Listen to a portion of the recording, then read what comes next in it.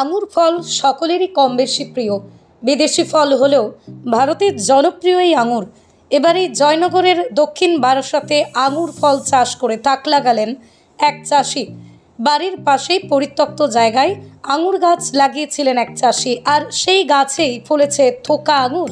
বিদেশি ফল হলেও জনপ্রিয় আর এই ফল চাষ করে সফল দক্ষিণ ২৪ পরগনার জয়নগরের দক্ষিণ বারাসাতের একজন চাষি।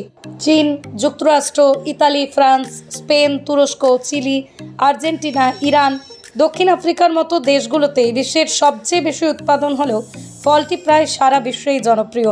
দক্ষিণ ২৪ পরগনা জেলার বিভিন্ন বাজারেও পাওয়া যায় সবুজ ও লাল বা কালো রঙের আঙুর।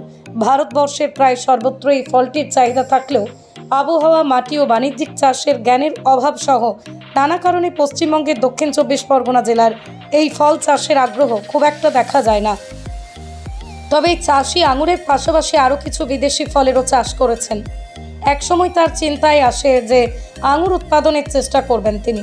এর ফলেই তিনি বিভিন্ন মাধ্যম দিয়ে আঙুরের চারা সংগ্রহ করে তার নিজের বাগানে চাষ শুরু করেন। ফলনটাও মোটামুটি বেশ ভালো হয়েছে, ফলটাও স্বাদের। তবে সবুজটার মধ্যেই বীজ থাকে, হয়তো আরও ভালো জাত পেলে সেটা আরও ভালো হতো। সাধারণত আঙুর চাষের জন্য এমন জায়গা দরকার হয় যেখানে পরিমাণ মতো বৃষ্টি হবে, কিন্তু আবার মাটিতে জল জমে থাকবে না, আবার আবহাওয়া হতে হবে শুষ্ক উষ্ণ। আমরা সাধারণত জানি যে আঙুর ফল হচ্ছে টক জাতীয় ফল এবং এদেশীয় মাটিতে আঙুর চাষ হয় না, এটা বিদেশি ফল।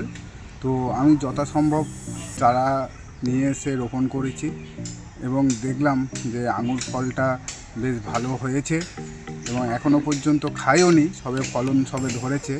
এবার দেখা যাক যে কি হয়। ফলটা কিভাবে সম্ভব হলো?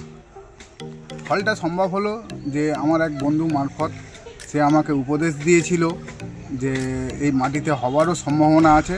তো চেষ্টা করলাম এবং যথাযোগ্য সার, কীটনাশক দিয়ে গাছটাকে তৈরিও করলাম, ফলও এসেছে।